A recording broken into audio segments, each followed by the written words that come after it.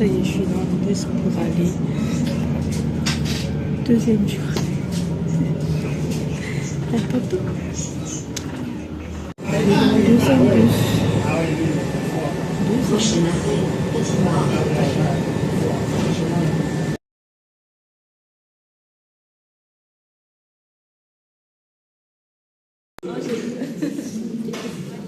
Créer un climat un peu plus familial ce matin. C'est une joie de voir vos mines réjouies. Je vous dis aussi Shabbat Shalom. Shabbat Shalom.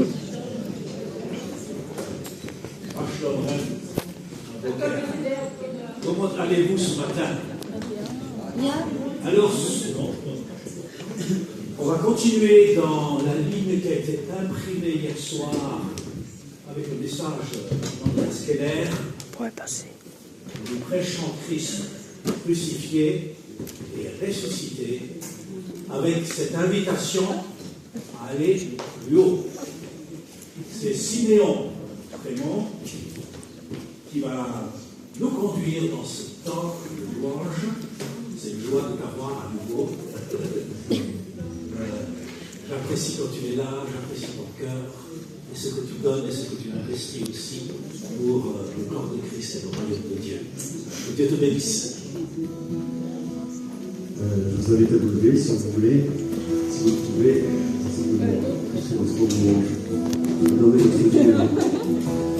un jour On s'élève les yeux, se tourne vers toi, se tourne vers toi. Les cendres, les cœurs soupirent après toi.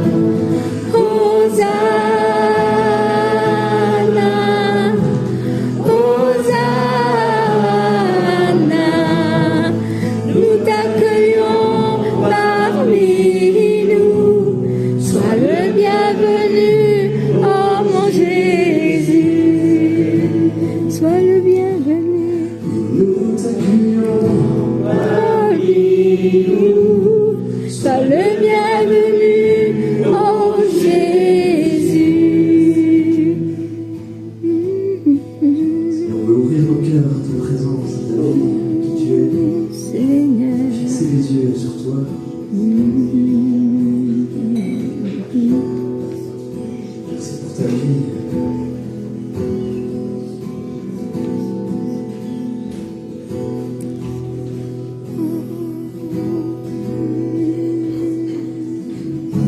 À qui pourrais-nous te comparer?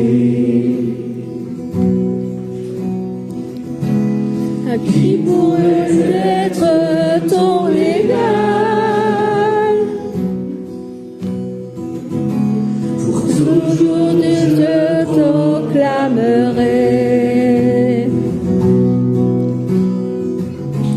ta grandeur et ta fidélité. Tu es un abri, une forteresse, un rocher solide, ma haute retraite. Tu me connais, aucune variation. Tu donnes ton amour sans condition, sans condition. Que tu es grand, ô éternel,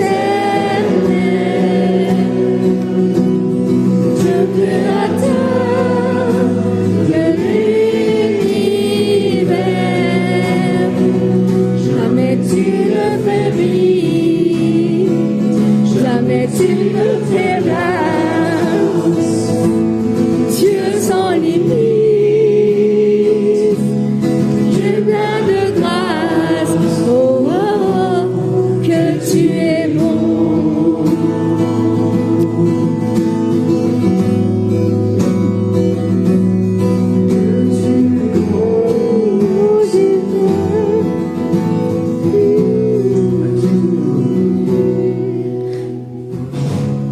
à qui pourrions-nous te contempler? Qui pourrait être ton égal? Toujours je proclamerai ta grandeur et ta fidélité. Tu es un abri, une forteresse, un rocher solide, ma haute retraite. Tu me connais, une variation de ton amour, sans condition. Que tu es grand, ô éternel, Dieu créateur de l'univers.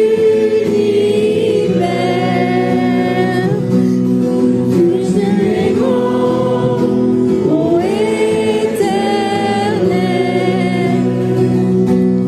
Dieu créateur de l'univers.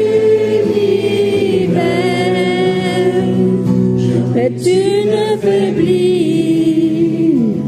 jamais tu ne faiblas. Dieu sans limite,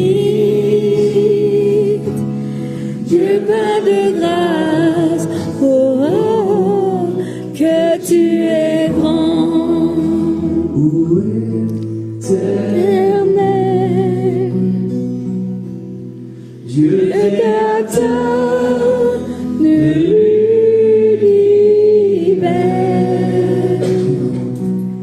Que tu es grand, ô éternel, Dieu créateur de l'univers. Jamais tu ne faiblis, jamais tu ne faiblas, mon Dieu, Dieu sans limite. Dieu de grâce, oh, papa, que tu tu es grand.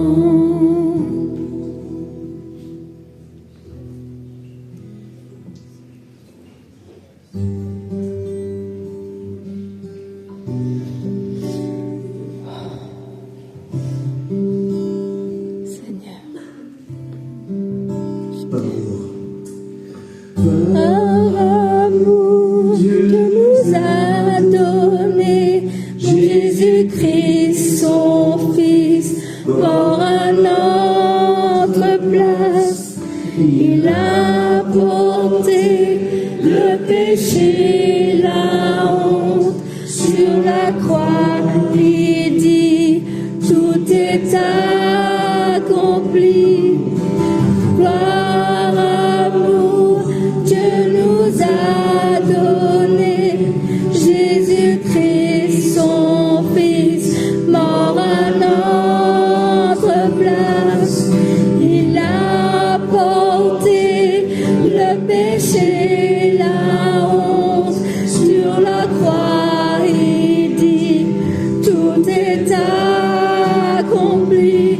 Le Seigneur a vaincu l'obscurité, il vit, sous la mort il a triomphé, il a ouvert pour nous le chemin du salut, il est le sauveur du monde, en l'honneur de son nom. Nous crions ardemment, gloire à Dieu, Jésus-Christ, sauveur du monde.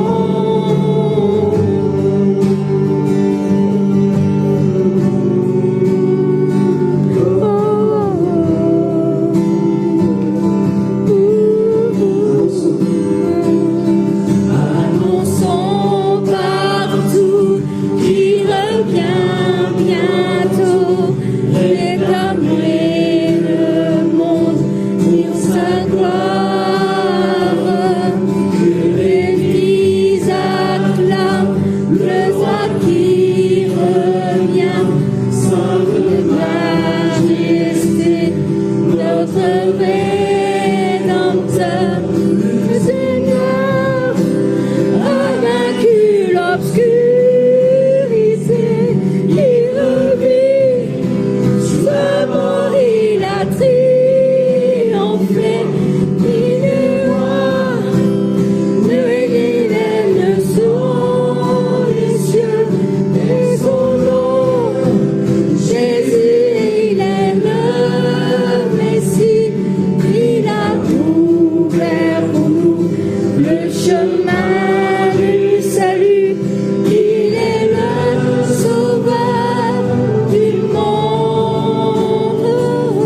En l'honneur de son nom, nous crions acclamons, gloire à Dieu, Jésus-Christ, sauveur du monde.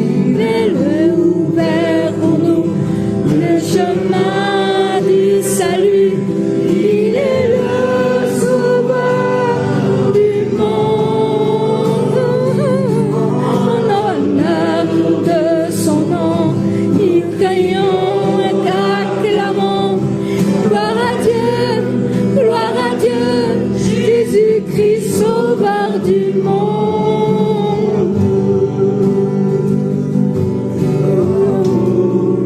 Sauveur du monde, mon Jésus.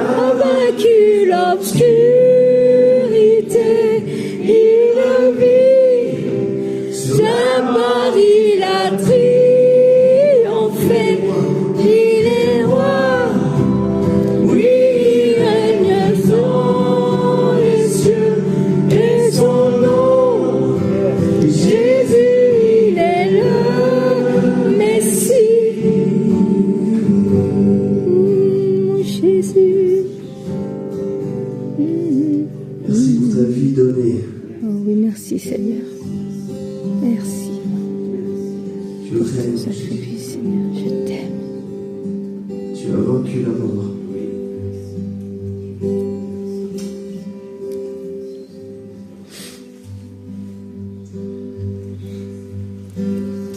Seigneur, on veut toujours regarder à toi. Dans toutes circonstances. Que tu sois le centre de tout.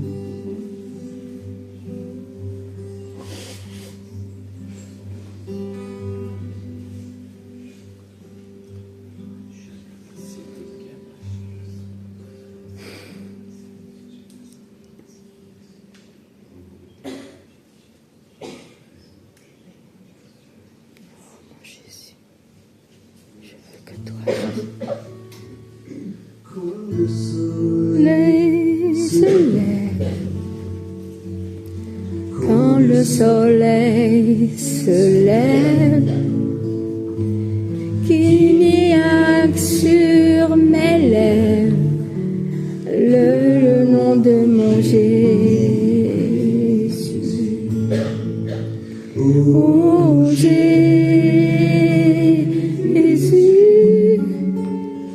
oh Jésus,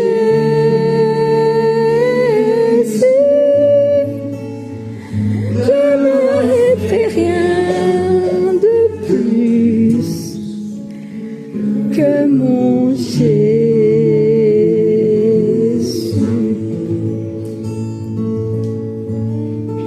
lorsque je suis seul. Et lorsque je suis seule, et lorsque je suis seule, je n'aime que toi seul. Je veux mon Jésus. Oh Jésus. Oh Jésus, ne m'en fais rien de plus que mon Jésus. Oh Jésus, oh Jésus.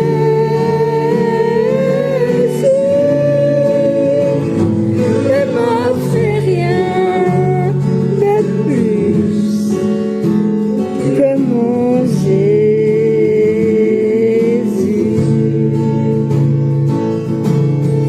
Que m'importe Que m'apporte le monde, que m'apporte le monde. si richesse sans nom, je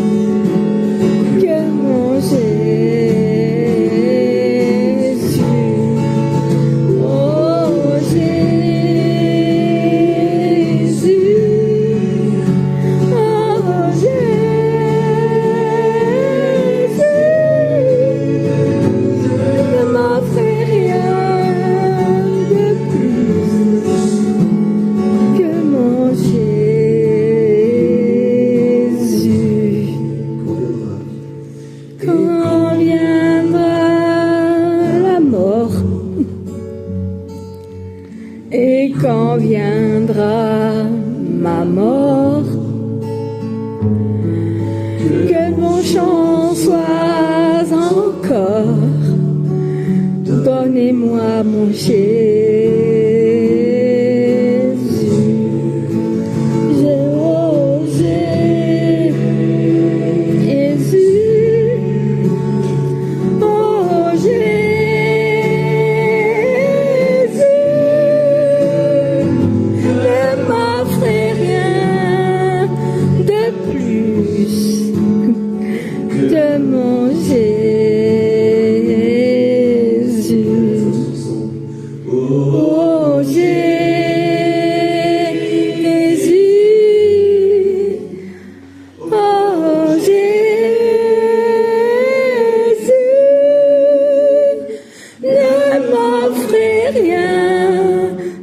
plus que mon Jésus.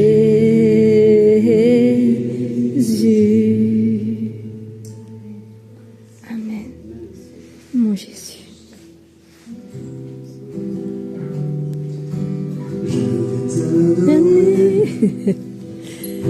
Porter ma courrière pour te soulèvement. Je t'aime, mon Jésus. Je veux te briller.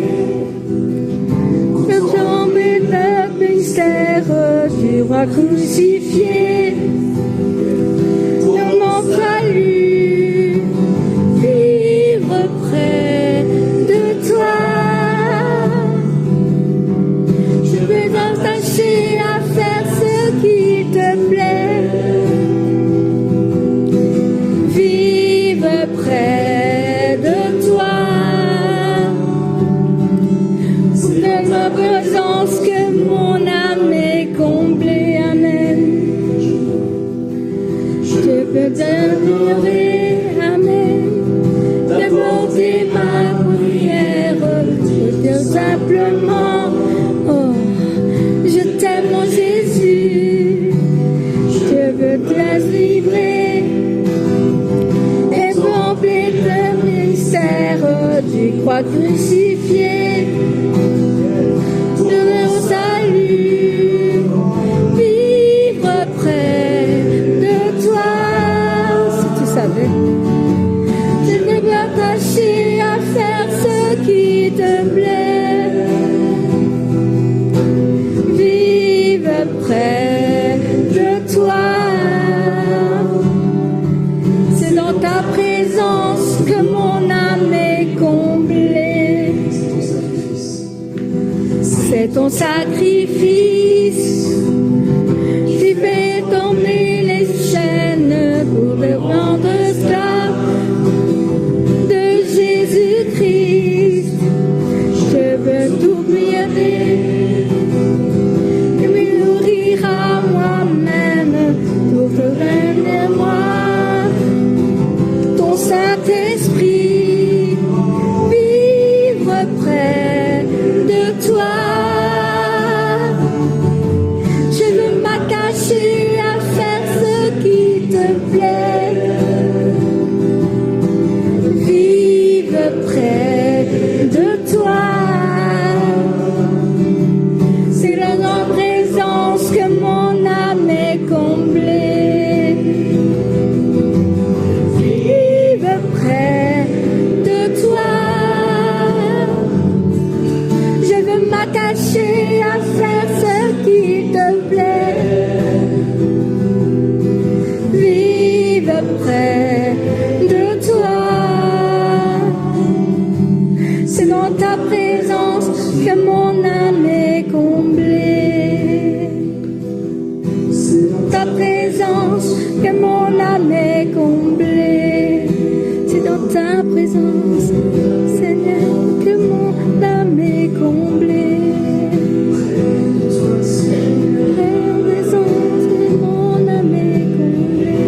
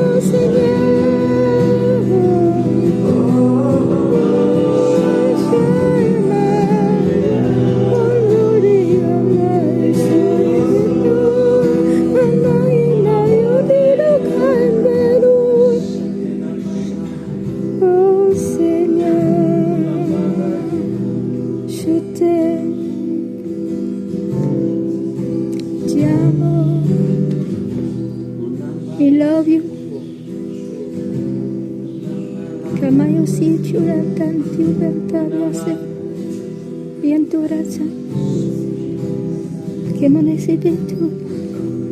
Baba Yosinana, Pichumati, Chubera Babas, Chema, Chuma Sanas, ivre près de toi. Je veux ta présence, que ce qui me plaît. Vive près de toi.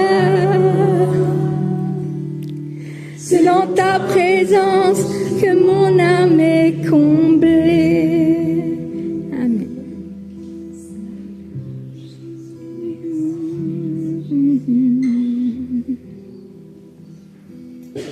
Oh Jésus.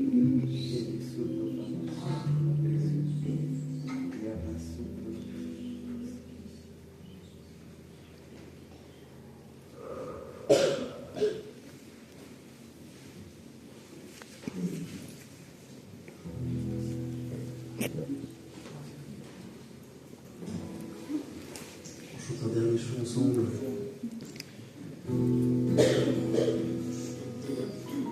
Tu es Dieu depuis toujours, créateur des galaxies. Tu as décidé le ciel, les heures du jour de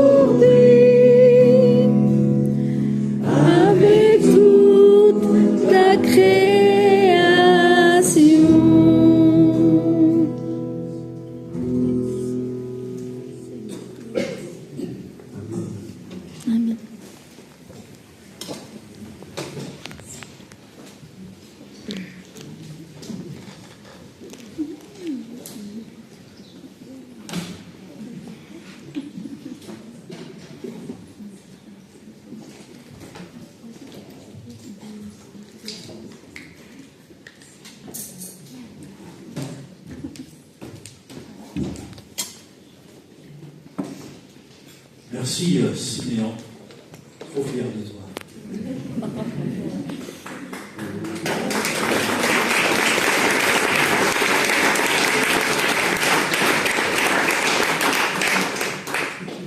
Merci aussi à l'équipe technique. Quand c'est bien fait, on ne les remarque pas.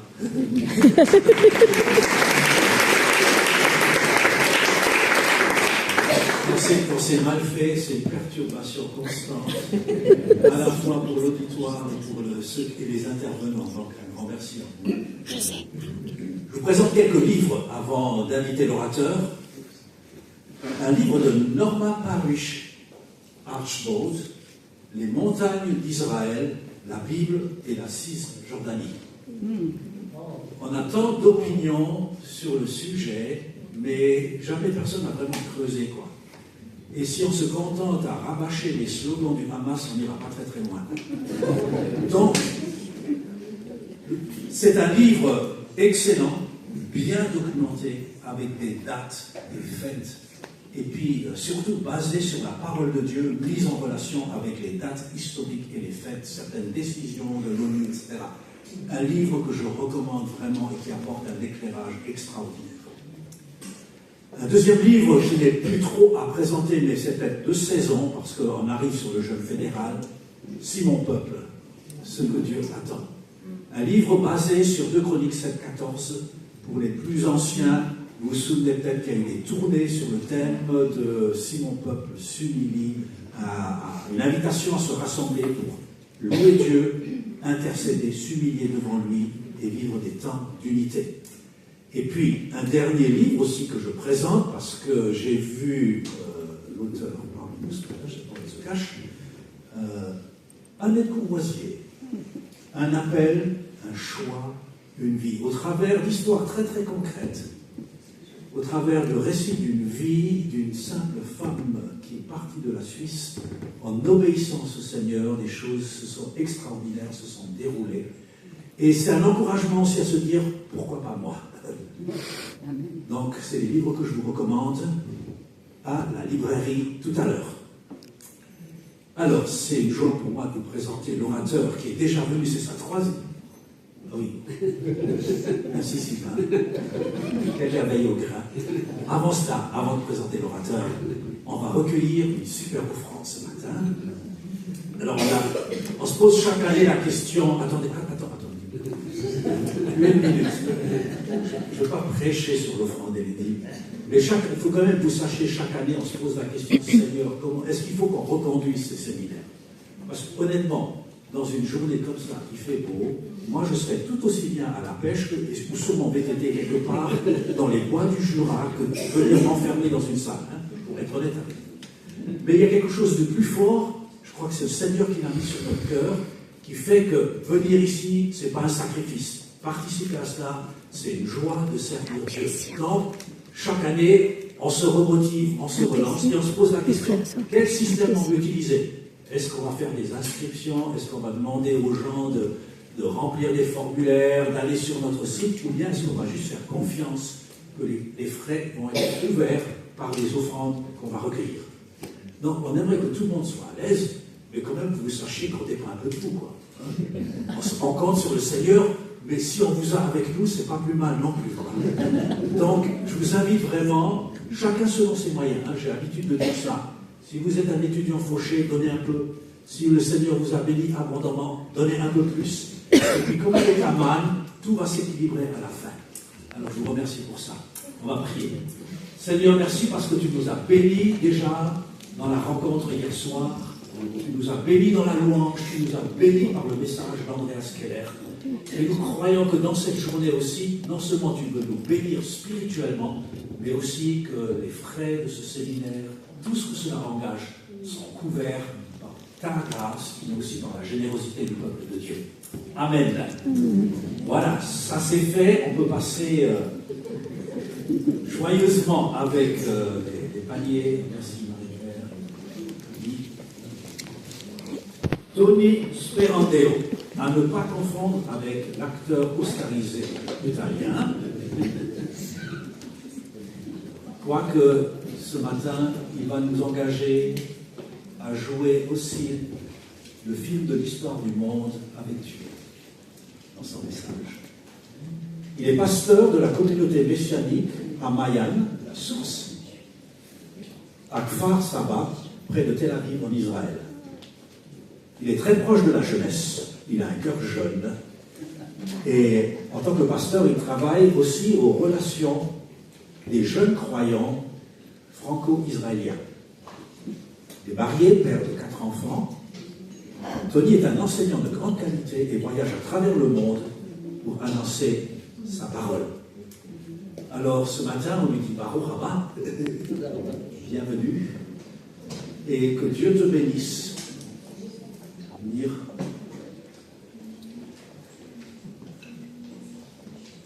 J'invoque la sagesse, la joie, la paix, l'intelligence d'en haut, sur ta vie, sur ton cœur, sur toute ta famille, sur tout ton ministère.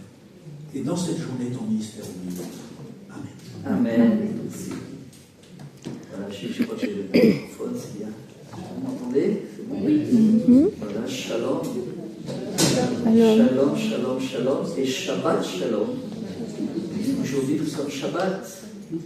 Et le Shabbat, c'est bien, c'est une des rencontres de l'Éternel avec son peuple pour se reposer de nos œuvres et d'entrer dans les œuvres qu'il a créées pour nous, qu'il a préparées pour nous avant la fondation du monde. Et aujourd'hui, spécialement, ce Shabbat, c'est juste le Shabbat avant la fête des trompettes, la fête des chauffards, Chag à 3. Et c'est très important pour nous qui sommes dans le calendrier d'Israël, le calendrier du peuple de Dieu, que nous sachions que, eh bien, après ce long été chaud, eh bien, nous entrons maintenant dans les fêtes de l'Éternel, les fêtes de l'automne. Il y aura 3 grandes fêtes. Il y aura la fête des trompettes, du chauffard, où on annonce la préparation à la venue de notre Seigneur, à la venue de tout le peuple pour venir chercher la face de Dieu, pour purifier son cœur, pour la repentance. Et je suis très fier ici de vous dire que la Suisse a déclaré tous les ans un jour de jeûne et de prière. Et on se trouve ici pendant ce week-end de jeûne et prière. Et je suis très content que vous vous accrochiez à votre tradition, à la tradition de la parole de Dieu, pour être engagé dans la prière et dans le jeûne, parce que le jeûne, c'est quelque chose qui nous a été volé. Ça fait déjà énormément, des centaines d'années, où il a été séparé complètement de la prière. Alors, on parle de la prière, on parle du jeûne. Alors, un jeûne sans prière, c'est pas bon. Ça peut aider physiquement, mais jeûne et prière ensemble, c'est de la dynamite. C'est dans la parole de Dieu, c'était lié ensemble, tout le temps. Jeûne et prière. Si on veut écouter la parole du Seigneur, eh bien, il faut donner du temps pour la prière et aussi pour le jeûne. Et dans ce week-end, je vais encourager chacun d'entre vous de revenir à la bénédiction du jeûne et la bénédiction de la prière pour nous. Et donc, la fête des trompettes, eh bien, c'est l'annonce. Notre Seigneur revient bientôt et il fait des exploits. Et peut-être qu'on peut avoir quelques versets dans la parole de Dieu sur cette fête des trompettes. Je vais commencer peut-être avec ça, pour ceux qui sont nouveaux, qui ne connaissent pas exactement. Eh bien, on va regarder d'abord dans Ésaïe chapitre 18, verset 3, Ésaïe 18, 3, ce que le Seigneur dit dans sa parole. Et je vais lire ici, voilà, 18, 3.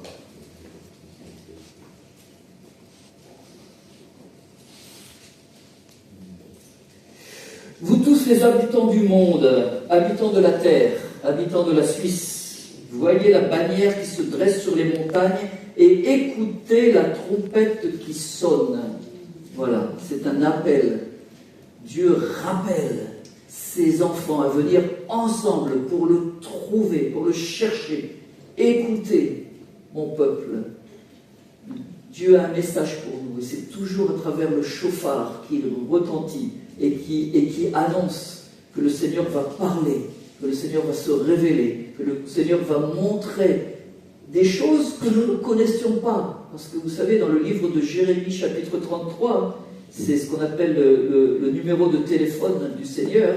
« Invoque-moi et je te répondrai, et je t'annoncerai des grandes choses, des choses cachées que tu ne connais pas. » Alors j'espère qu'on a tous l'humilité de dire « Seigneur, parle-moi et montre-moi des choses que je ne connais pas. » Nous ne connaissons pas tout, parce que nous ne sommes pas Dieu, nous ne sommes pas le Seigneur.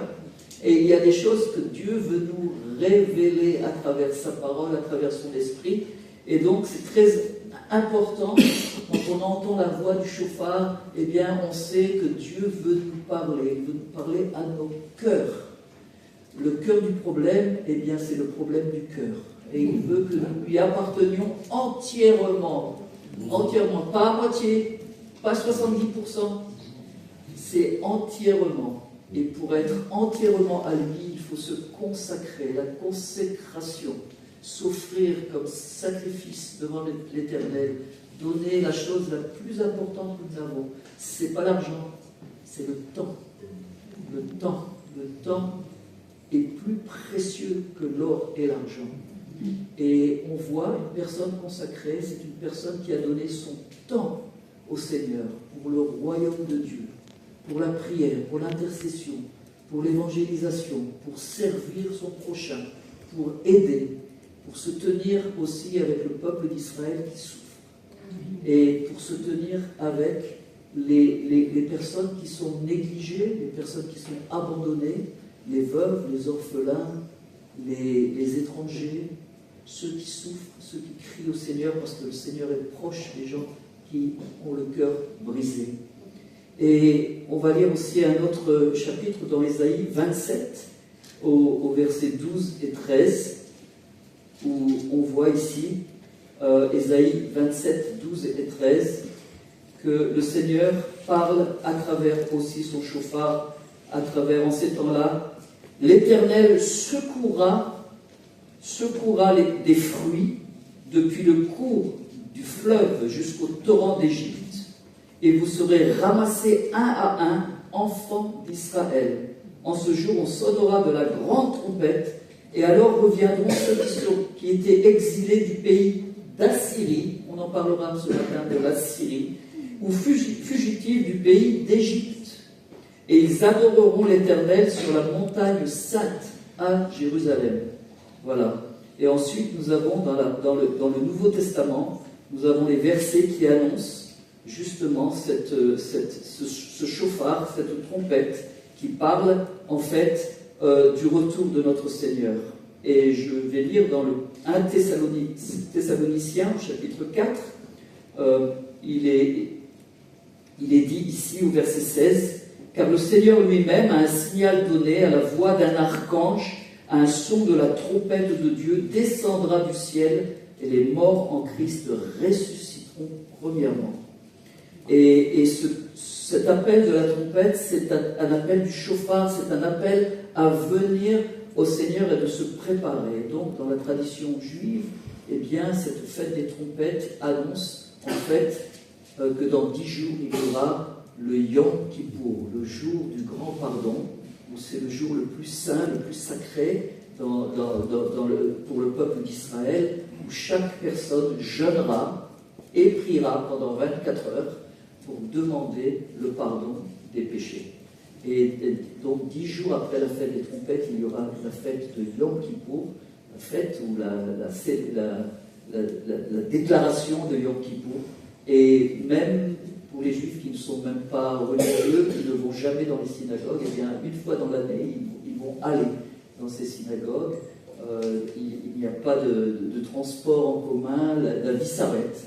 Tous ceux qui ont été en Israël, vous pouvez voir, c'est le paradis des enfants, parce qu'ils sont tous dans les rues en train de jouer et de s'amuser, mais les adultes sont dans les synagogues en train de prier et de demander à Dieu. C'est le moment où Dieu veut se révéler aussi à son peuple. Et puis ensuite, quelques jours après, nous avons la troisième fête, qui est la fête des tabernacles. c'est la fête des tabernacles, c'est la fête où chacun construit sa cabane. Et donc c'est une fête de 7 jours où nous nous reposons de nos actes. C'est la dernière fête, c'est la fête du millénium, c'est la fête où nous sommes ensemble avec notre Seigneur qui revient et nous fêtons ensemble la vie éternelle avec lui. Amen. Et donc c'est des jours de fête qui vont commencer en Israël. Comment est-ce qu'on peut se réjouir quand on est en guerre depuis presque 2 ans déjà, depuis le 7 octobre 2023, nous sommes dans une guerre terrible, une guerre on ne voit pas la fin. On prie, on cherche le Seigneur, ceux qui le connaissent, et on lui demande sa paix. La paix, ce n'est pas l'absence de la guerre, mais c'est la présence de Dieu. Il faut cette révélation de Dieu, et que le Seigneur ouvre les yeux de nos cœurs, les yeux de notre peuple, pour que nous puissions le voir comme le roi de gloire. Donc nous passons pour un test en Israël qui est terrible. C'est peut-être la guerre la plus difficile que nous ayons jamais eue depuis la dernière Deuxième Guerre mondiale. Je crois que le 7 octobre, on a vraiment vécu un deuxième Auschwitz.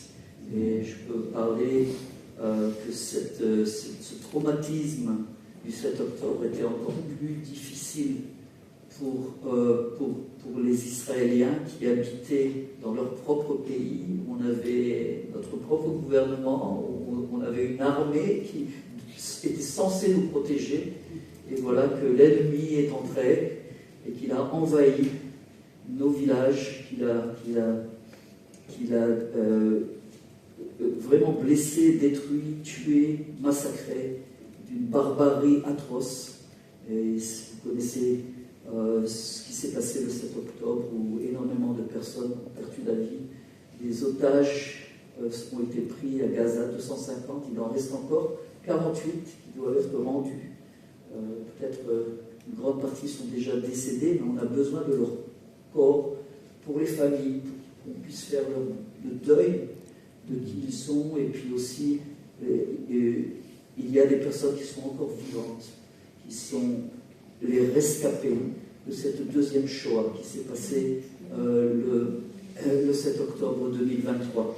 Donc je vais vous demander de prier pour Israël, prier, parce que nous sommes vraiment un peuple qui se bat pour sa survie. C'est très important de savoir, on est un peuple que Dieu a tellement béni, on a tellement été béni, on a tellement été protégé. Si je veux donner le nombre des missiles qui sont tombés sur nos bâtiments, sur nos maisons, sur nos hôpitaux, des milliers de missiles qui sont venus du nord du pays par le Hezbollah et par le Hamas, et maintenant on a l'Iran qui a envoyé ses missiles balistiques, un missile a détruit toute la rue. Et tous les bâtiments ont été complètement détruits. 20 000 personnes qui se sont retrouvées sans maison dans ces 12 jours avec l'Iran. Et puis maintenant, il y a encore du Yémen, des missiles qui arrivent. Et le missile, ça veut dire quoi? Ça veut dire les sirènes qui retentissent dans tout le pays. Et on a 15 secondes ou 30 secondes selon là où on habite, peut-être une minute si on est encore chanceux encore, pour trouver un abri pour les enfants. Où on prie, Seigneur, que ça n'arrive pas pendant qu'ils sont à l'école, pendant qu'ils sont au jardin d'enfants. Et donc nous vivons, notre société est une société traumatisée, une société qui a besoin de guérison du cœur, guérison de l'âme, et aussi de pouvoir retrouver la foi et retrouver la paix. Donc, je vous demande, ici, venant d'Israël, est-ce que vous pouvez vous joindre et prier pour nous? Le peuple d'Israël a besoin de vous.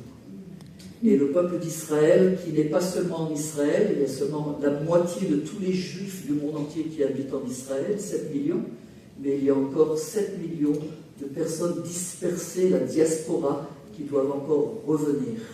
Et notre foi et notre prière, c'est que bien ces personnes qui sentent maintenant, qui se sentent il n'y a plus de sécurité maintenant en Europe, aux États-Unis, même encore, ça commence à venir, eh bien, ces personnes juives qui font partie des nations, eh bien, vont revenir comme la parole de Dieu le dit dans le livre de Ézéchiel et de Jérémie, qu'ils vont revenir, les descendants d'Abraham, Isaac, Jacob, selon la chair, reviendront dans le pays que l'Éternel a donné à leurs ancêtres. Et j'étais très content, je suis arrivé directement en Suisse, à Lausanne, pour la marche pour Israël, et j'étais très fier de m'identifier avec les 300 soldats de Gédéon. Et puis c'est comme ça que je me suis rendu compte. Et puis on était avec la communauté juive, avec ces personnes on voyait déjà la souffrance aussi, et puis la peur, mais qui marchaient avec le drapeau israélien. Et le Seigneur m'a dit, ne méprise pas les petits commencements, parce qu'au début je me suis dit, c'est tous les chrétiens qu'il y a en Suisse, alors 300, on est 300, ils sont où les églises Et puis le Seigneur m'a dit, ne méprise pas les petits commencements, mais je prie que le Seigneur puisse, vous savez, comme on gonfle les pneus d'un vélo, et ben, il va faire gonfler le nombre de personnes, et puis la prochaine fois, on ne sera pas les 300 de Gédéon, mais on sera les 7000 qui n'ont pas plié le genou à Baal. Hein? Donc je vous encourage d'être parmi les 7000. Enfin, c'est ce que le Seigneur me dit souvent aussi, il cherche les 7000, cherche les 7000. C'est ceux qui n'ont pas plié le genou à Baal, le prince de ce monde, et qui continuent à rester fidèles pour le royaume de Dieu, pour ce que Dieu aime. La prunelle de ses yeux, c'est Israël, et j'en parlerai un peu. Hein. Je suis censé parler d'Israël, non? Je suis ici. Oui. Alors, merci pour la liberté que j'ai. Et puis, on a besoin de se tenir fidèle, parce que notre Seigneur revient. Et quand il reviendra, est-ce qu'il trouvera la foi? Est-ce qu'il trouvera ces enfants fidèles qui l'attendent, Maran Ata, et qui vont rester fidèles jusqu'à la fin? Le Seigneur revient bientôt. Et c'est la fête des chauffards aussi. On annonce le retour de notre Seigneur qui va revenir. Et à la 7e trompette, comme il est dit dans Thessaloniens, et puis aussi, comme il est dit dans 1 Corinthiens, eh bien, le Seigneur va se révéler et nous allons le rencontrer face à face. Et mon ami, mon frère Sylvain, il a un chauffard, et je suis très content qu'on va pouvoir entendre le son du chauffard. On va se lever et on va penser à Israël, on va penser au Seigneur.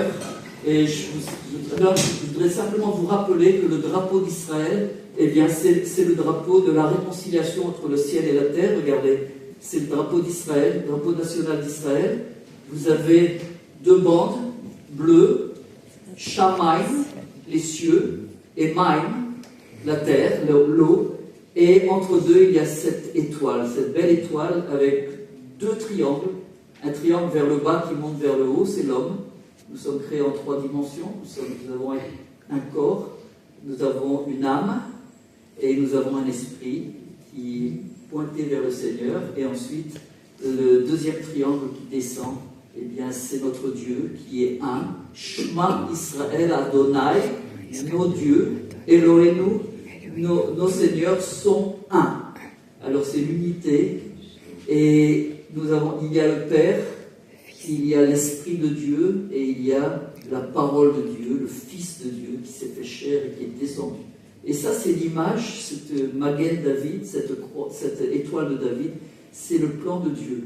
Il veut réconcilier tout ce qu'il a créé, le ciel et la terre, en Yeshua, dans le Messie, et c'est le plan du salut. Il veut habiter au milieu de nous. Le cœur du problème, c'est le problème du cœur. Il veut rentrer et habiter et devenir Emmanuel pour le peuple d'Israël, mais aussi pour toutes les nations qui auront accepté son salut en Yeshua. Alors on va penser au Seigneur, on va lui demander de venir maintenant par sa présence, et on va lui demander de bénir Israël et aussi tout, je les appelle le remnant, le reste qui reste fidèle envers le Seigneur, et qui ne vont pas se détourner ni à droite ni à gauche. Est-ce que vous êtes prêts? Amen. Voilà. On peut se lever ensemble? Merci.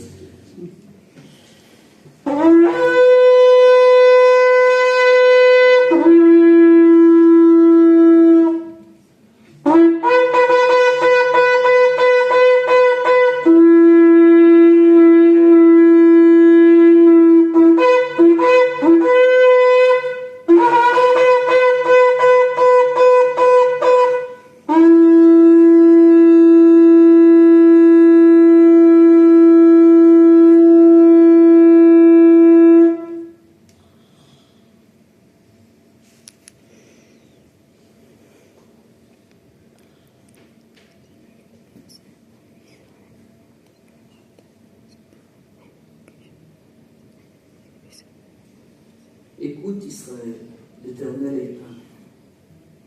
Tu aimeras ton Dieu de tout ton cœur, de toute ton âme, de toutes tes forces. Et tu aimeras ton prochain comme toi-même. Merci Seigneur, ta présence au milieu de nous, tu es Emmanuel. Que ton règne vienne, que ta volonté se fasse sur terre, comme elle est dans le ciel. Au puissant nom de Yeshua, notre Seigneur, notre Dieu, notre Sauveur. Seigneur, nous te demandons de bénir Israël, nous te demandons de bénir, Seigneur, tous ces otages qui sont dans les prisons de Gaza. Ramène-les, Seigneur. Ramène-les au nom de Yeshua, nous te demandons, Seigneur. Seigneur, nous te demandons ta protection sur tous nos jeunes soldats qui sont au front et qui souffrent, Seigneur. Seigneur, nous te demandons de les protéger physiquement, émotionnellement, spirituellement. Nous te demandons de donner la sagesse, Seigneur, à toutes les personnes qui ont l'autorité sur nos vies, que ce soit les gouvernements ou les autres personnes, Seigneur, qui peuvent décider de la vie et de la mort de gens. Je te demande aussi de bénir, Seigneur, les personnes à Gaza, Seigneur, qui sont. Nous te demandons, Seigneur, de ta grâce, Seigneur, et nous te demandons pour le salut, Seigneur, de nos ennemis. Nous prions pour eux aussi, Seigneur. Ouvre leurs yeux, sauve-les, Seigneur, et que de nos ennemis, nous puissions voir des frères et des sœurs qui vont accepter Yeshua. Bénissons la communauté chrétienne qui est à Gaza, les 2000 personnes qui sont encore, Seigneur, et qui annoncent l'évangile, et ceux qui sont protégés par toi, Seigneur. Merci, Seigneur, pour faire grandir une moisson. Prions pour le salut de Gaza, Seigneur. Au nom de Yeshua, nous ne sommes pas venus pour maudire, nous sommes venus pour bénir. Nous te demandons, Seigneur, d'avoir pitié, Seigneur, de toutes les personnes qui sont contre Israël, qui sont complètement embrigadées dans les mensonges de l'ennemi. Nous te demandons, Seigneur, de les délivrer, Seigneur, et que cet esprit de vérité puisse venir sur eux, et qu'ils reçoivent une révélation de Yeshua, Seigneur. Qu'ils soient à Gaza et qu'ils soient en Suisse aussi, Seigneur. Nous bénissons, Seigneur, tous nos ennemis, et nous prions, Seigneur, pour leur salut au nom de Yeshua. Amen. Amen. Voilà. Merci Seigneur. Alors, je vois que vous êtes un peuple du livre, vous aimez lire, et il y a de la pub pour les livres, donc je vais faire une petite pub là, un petit arrêt pub. Je vais parler de 3 livres. D'abord, je vais parler du livre de Luc Henriste, L'échec de l'Église face aux Juifs, que je vous recommande, qui se trouve sur la table. Alors, Luc est un très bon ami, je l'ai entendu très souvent, il était pasteur à Tel Aviv pendant des années, et je lui ai dit, mais Luc, tu devrais choisir un autre titre, parce qu'il n'y a personne qui va acheter ton livre. L'échec de l'Église face aux Juifs, bon. Et il m'a dit, mais c'est ça que je veux dire. Alors, c'est toute l'histoire de l'antisémitisme dans l'Église chrétienne. Et je vous le recommande, il y a énormément d'histoires, il y a énormément de dates, et je crois que c'est vraiment un appel pour comprendre les racines en fait, de l'antisémitisme qui sont aussi dans l'Église et qui ont besoin d'être exposés pour qu'ils puissent être délivrés de ce cancer et l'antisémitisme. Voilà. Les 2 autres livres, ce sont des livres que j'ai écrits, que le Seigneur m'a dirigé à écrire. Et le premier, c'est Israël et le sang versé innocent. Ce sont les racines spirituelles de l'avortement. C'était ce qui s'est passé dans ma vie 30 ans, quand on m'a invité à regarder un film que Francis Schaeffer, je ne sais pas si vous connaissez, ceux qui connaissent Francis Schaeffer, et que se passe-t-il dans la société humaine, où il montrait que les gens qui se détournaient de Dieu, en fait, il y avait des esprits de mort, et il parlait de l'avortement, il parlait de l'euthanasie, il parlait de l'infanticide. Et moi, c'était la première fois, j'étais croyant déjà depuis 10 ans, je n'avais jamais entendu un message que l'avortement, c'est le meurtre de bébés innocents. Et là, j'étais choqué, j'étais complètement choqué. Et puis à la fin, eh bien, il y avait des pasteurs, moi je n'étais pas encore pasteur, je dirigeais la louange, j'étais engagé, mais je n'étais pas encore dans le ministère. Et puis, ces pasteurs disaient, mais pourquoi le gouvernement ne fait rien? Mais pourquoi les rabbins ne font rien? Et tout d'un coup, j'entends la voix du Seigneur qui me dit, tu es le sel de la terre, tu es la lumière du monde, vous êtes le sel de la terre, la lumière du monde. Et j'ai reçu cet appel de faire quelque chose pour les bébés à naître. Et je les ai adoptés. Voilà, je les ai adoptés. Maintenant, ils sont ma tribu. Et on a commencé avec 6 autres frères et sœurs.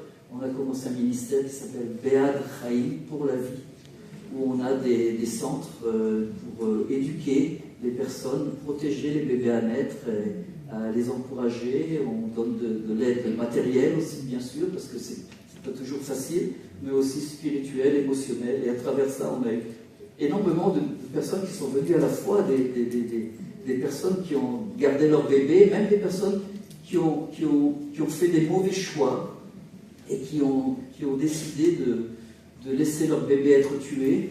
Mais ces personnes ont reçu la guérison, parce qu'il y a le pardon. Et c'est très important de parler du pardon quand on parle de l'avortement, parce qu'énormément de personnes ont été contraints à choisir la mort au lieu de choisir la vie. Et ils se sont sentis sans soutien, sans support de la famille. Et je crois que c'est important que ce message puisse être apporté dans les églises, parce que je vois souvent il y a des chape de plomb spirituellement qui empêchent le réveil de se faire. Et puis c'est souvent lié à des problèmes avec de l'avortement et avec l'euthanasie et avec en fait choisir la mort au lieu de choisir la vie. Parce que notre Dieu est un Dieu qui a créé la terre, il a créé le ciel et il aime mettre la terre et le ciel ensemble. Et le message de la vie doit être la vie spirituelle en Yeshua, mais aussi la vie naturelle. Et donc la sainteté de la vie est un don de Dieu et qu'on ne peut pas prendre, on ne peut pas se suicider et on ne peut pas prendre la vie d'une autre personne. C'est un don que Dieu a donné et il faut protéger la vie. Il faut protéger la vie de la fertilisation du bébé qui est dans le ventre de sa mère jusqu'à la mort naturelle. Et je pense que c'est un des mandats que le Seigneur nous donne. Et donc ça, c'est un livre pour protéger la vie. Alors, il va sortir en français. Pour le moment, il est en anglais, en hollandais et en hongrois. Voilà. Et puis, il va sortir bientôt en français. Et le troisième livre que je voudrais vous encourager à le lire, j'ai ramené énormément d'exemplaires, c'est Le mystère d'Israël et de l'Église. Et c'est un livre que le Seigneur m'a donné pour écrire quand j'étais en Italie. Avec une très bonne amie à nous, Sylvia, qui m'a dit, écoute, je vais te montrer tous les livres qui sont écrits sur Israël d'un point de vue du Nouveau Testament. Et elle est académicienne, elle est docteure, elle connaissait tout. Elle m'a montré, il y avait 3 livres. Il y avait 3 livres. Et elle m'a dit, il faut absolument que tu écrives un livre sur Israël, mais simple. Un livre simple pour que Israël pour les nuls. Voilà, il faut que les gens comprennent. Parce que des fois, il y a des pavés comme ça qui sont écrits, des théologies sur Israël, etc.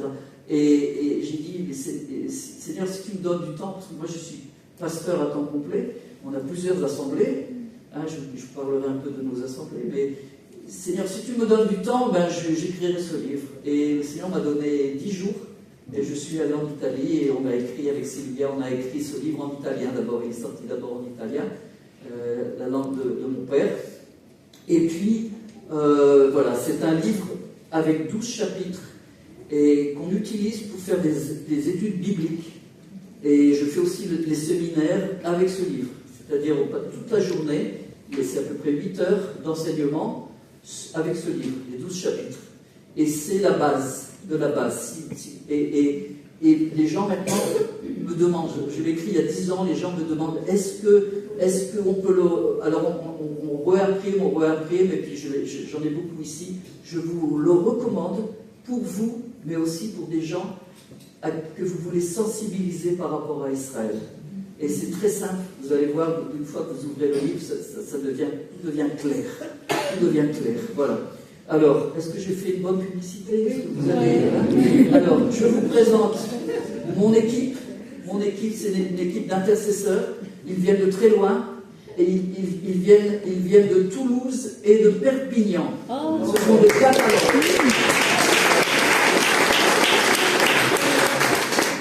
Ce sont les 4 mousquetaires. Et puis, elles seront à la table là. On a une petite table sur Israël. Et puis, on a ramené avec nous des t-shirts, on a ramené de l'huile d'onction, etc. Tous des trucs sur Israël. Et puis, si vous voulez recevoir notre lettre de nouvelles, vous êtes les bienvenus. Voilà. Donc, donc le temps des informations est terminé. Maintenant, je vais commencer mon message. Ça va? J'ai encore le temps? Oui. Alors, je vous invite à Ésaïe 61. Ésaïe 61, les gens me demandent Kilat Hamayan, c'est quoi la source? Mais quel est votre ADN, hein? Toutes les églises sont différentes, toutes les associations sont différentes. Pour moi, le centre vraiment de l'appel que le Seigneur nous a donné, mis sur nos cœurs, c'est Ésaïe 61. Je voudrais le lire ici et vous parler par rapport à la guerre que nous vivons. Donc merci Seigneur pour ouvrir nos yeux quand nous regardons ta parole.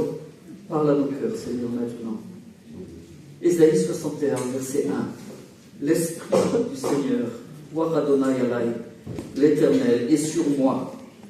Car l'Éternel m'a oint pour apporter de bonnes nouvelles aux malheureux.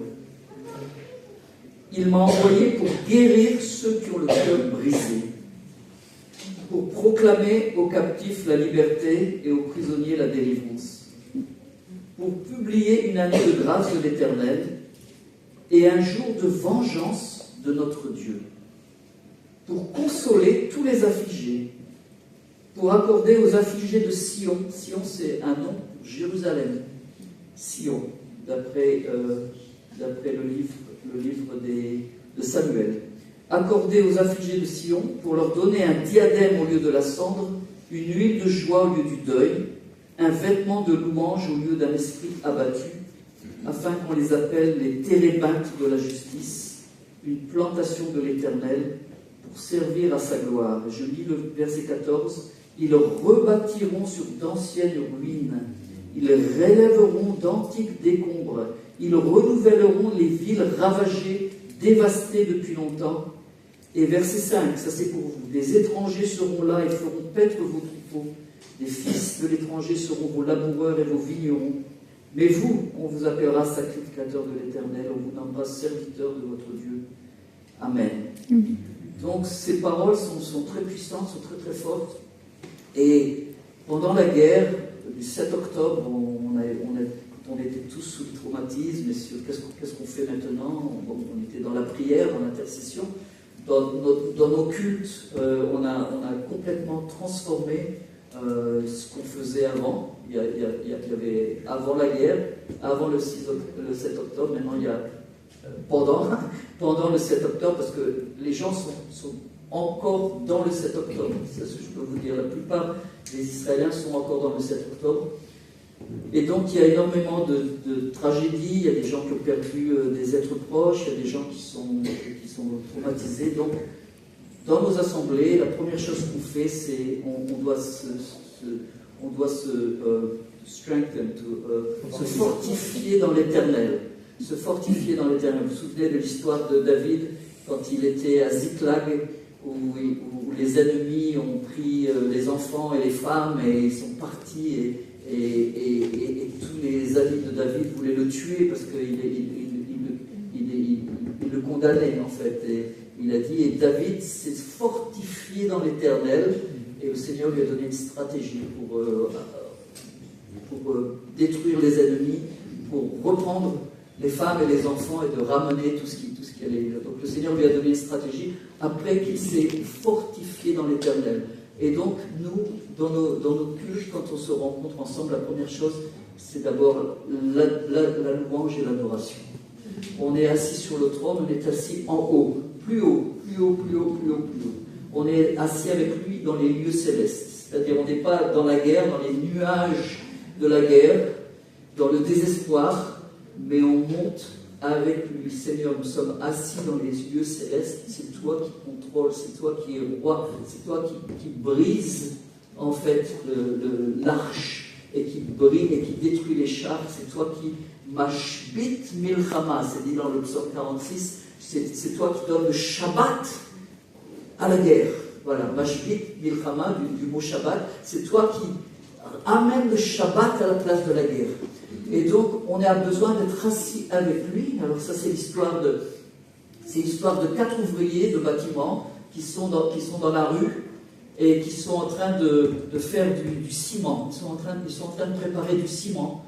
Alors, on demande au premier, qu'est-ce que tu fais? Qu'est-ce que vous faites, monsieur? Ah ben moi, je prépare du ciment. Hein, voilà. On demande au deuxième qui fait exactement la même chose. Il dit, qu'est-ce que vous faites, monsieur? Ben, moi, je construis un mur. Hein, voilà, vous ne voyez pas, je construis un mur. Alors, il demande au troisième qui fait exactement la même chose, qui fait du ciment. Qu'est-ce que vous faites, monsieur? Ah, moi, je construis ma maison. Je construis la maison. Hein, et puis, ils vont voir au quatrième. Monsieur, qu'est-ce que vous faites? Écoutez, je vais vous expliquer. Je suis en train de construire la ville. On construit la ville quand on mélange le ciment. Ça commence par là. Et chacun d'entre nous, on a un appel différent, des dons différents. Mais en fait, ce qu'il faut voir, c'est la grande image de ce que Dieu veut dire. Nous sommes appelés à construire le royaume de Dieu sur terre. Le royaume de Dieu est au milieu de vous. Et nous sommes appelés à préparer le royaume de Dieu pour la venue du roi de gloire. Et donc chacun d'entre nous, nous sommes appelés à être assis dans les cieux et de voir avec les yeux de notre Seigneur, d'entendre avec les oreilles de notre Seigneur, d'être à l'écoute de son cœur, très près de Dieu. Vous savez, il y avait un des disciples, le plus jeune des disciples, qui s'appelait Jean, et il était toujours à côté de son Seigneur. Et il s'appelait, quand il a écrit l'évangile de Jean, le disciple que Jésus aimait. mais c'était lui aussi, Jean, qui aimait son Seigneur, hein, le disciple que Jésus aimait. Est-ce que nous sommes des disciples que le Seigneur aime, et est-ce que nous sommes des disciples qui l'aiment de tout leur cœur? Seigneur, je ne veux pas seulement ta main, je ne veux pas seulement ton pied, je veux ton cœur. Et je crois que c'est très important pour nous que nous soyons des personnes de cœur, que nous ayons une relation personnelle avec le Seigneur et que nous puissions passer du temps avec lui. Il désire passer du temps avec lui. C'est lui qui a initié la relation. Souvent, au début, quand j'étais sauvé, j'ai cherché Dieu et je l'ai trouvé. Maintenant, je me suis rendu compte que, en fait, c'est Dieu qui s'est laissé trouver. Qui s'est laissé trouver. C'est lui qui m'a attiré par son amour, par sa sagesse, en lisant ce Nouveau Testament pour la première fois de ma vie, où, à l'âge de 21 ans, je me suis rendu compte, il est le chemin, la vérité et la vie.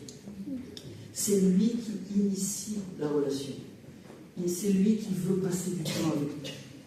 Et c'est lui qui nous dit, écoute, tu ne pourrais pas mettre ton téléphone de côté ou des émissions de télé de côté ou le journal ou les...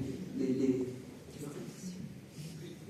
faut passer du temps avec lui parce qu'il veut. Qu'est-ce qu'il veut? Il veut parler. Et qu'est-ce qu'on a besoin? Qu'est-ce qu'on a besoin, nous? De quoi as-tu besoin? Juste un mot, Seigneur. Juste entendre sa voix. Est-ce que vous êtes d'accord avec moi? Si je pouvais entendre sa voix, si je pouvais entendre, et qu'est-ce qu'il nous dirait si on entendait sa voix? Ma fille, mon fils, je t'aime, je car Dieu a tant aimé le monde qu'il a donné son Fils unique. Il nous a rachetés de la main de Satan. Il nous a rachetés de l'emprise des démons. Il nous a sauvés de ce monde. Et c'est notre valeur à ses yeux. Il a payé le sang de l'agneau pour pouvoir nous racheter. Vous savez, il y a une époque où il y avait aussi un prisonnier israélien, il y a quelques années de cela, c'était Gilad Shalit. Et pour le sortir, eh bien, le gouvernement israélien a dû relâcher 1000 terroristes. C'était son prix. Un otage valait 1000 terroristes. Qu'est-ce que nous valons? Quel est notre prix? Qu'est-ce que Dieu a voulu payer pour nous racheter de l'emprise de Satan? Le sang de son Fils unique. La chose la plus précieuse qu'il avait. Il n'a pas épargné son Fils. Et son Fils a pris nos péchés sur la croix à Golgotha, à Jérusalem.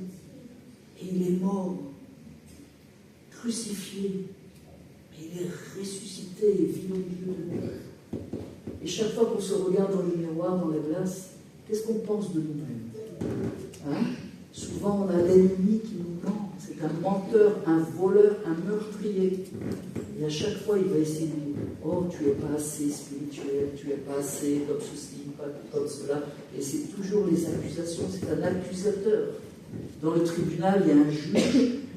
C'est notre Père qui est Dieu. C'est lui qui juge. Et merci Seigneur que nous n'avons pas besoin de juger qui que ce soit. Parce que c'est lui qui juge pour nous. C'est un Dieu aussi de vengeance. À lui la vengeance. À lui la justice. Et nous avons un accusateur qui est toujours en train d'accuser les frères, en train de nous accuser nous-mêmes et en train d'accuser Dieu. Alors Satan, il accuse Dieu devant nous. Il accuse les frères et les sœurs, toujours en train de critiquer. Ah oui, ça c'est l'ennemi, ça. L'ennemi, c'est diviser pour régner. Diviser pour régner. Le nombre de dénominations, le nombre de petits groupes. Ah oui, mais moi j'ai quitté parce que je voulais faire mon propre truc. Voilà, nous on est vraiment dans la vraie vérité. Hein. Eux, ils sont dans voilà. Des querelles de clocher. Des querelles de clocher. Et ça, c'est l'ennemi. Et aussi l'accusation envers nous-mêmes.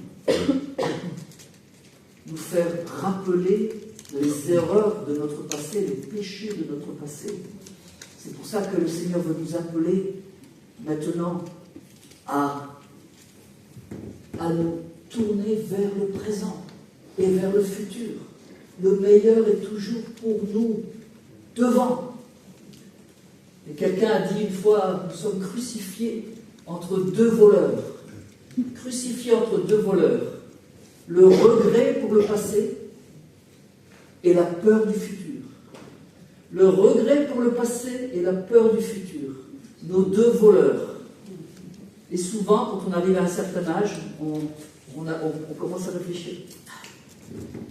J'aurais pas dû faire ça, j'aurais pas dû choisir ce chemin.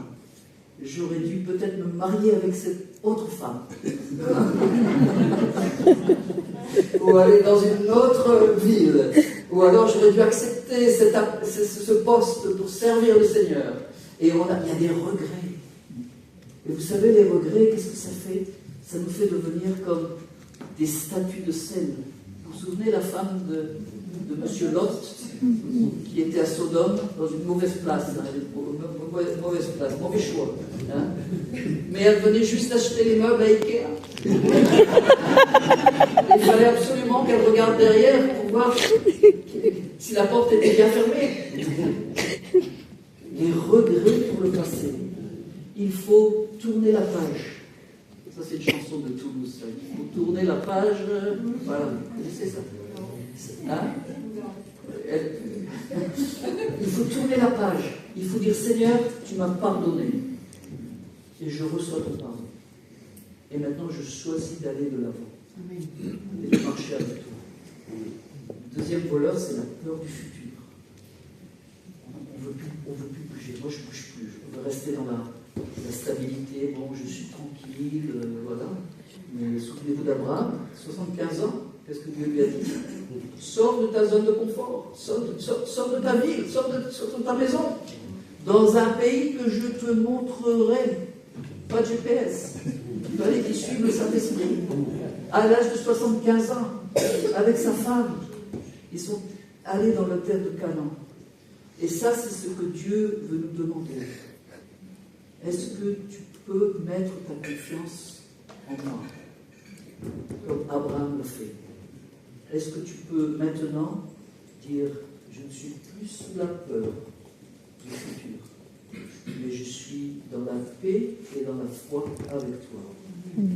On ne peut pas vivre de vie où nous sommes dans la foi, où nous sommes dans la peur. Vous savez, le mot terreur, terroriste, c'est faire peur. Ces personnes emploient la violence pour nous faire peur, pour qu'on puisse s'enfermer dans nos maisons prisons et qu'on reste passif, seulement en faisant du zoom. Et le Seigneur voulait dire, je veux vous voir en 3 dimensions, dans une même place, un même cœur, pour prier ensemble, pour bénir ensemble et pour faire bouger ce monde et en faire devenir le royaume de Dieu. Il faut choisir ou la peur ou la foi. Et il faut reconnaître ses voleurs, être concentré dans le passé ou être complètement immobile, peur du futur. Le Seigneur veut nous libérer. Et qu'est-ce qu'on fait quand on est dans une guerre? Quand une guerre où des gens pleurent, où des gens sont dans le malheur, où des gens ont perdu des proches, où le petit-fils de cette personne, il est blessé à l'hôpital, il a perdu une jambe. Qu'est-ce qu'on fait quand des personnes sont dans la détresse? Et en priant, dans nos cultes, où on se réunit ensemble pour intercéder les uns pour les autres. La plus grande partie du culte, c'est l'intercession, c'est la prière, c'est amener chaque personne devant l'Éternel. Et puis ensuite, bien sûr, on a le message de la parole pour être encouragé. Mais une des choses que le Seigneur a mis sur notre cœur, c'est que les armes spirituelles qu'il nous a données sont puissantes pour détruire, en fait, pour détruire les forteresses de l'ennemi. Alors nous, on ne va pas avec des missiles physiques, on va avec des missiles spirituels. Quand 2 ou 3 sont réunis en mon nom et déclarent ensemble dans l'unité des déclarations dans la parole de Dieu.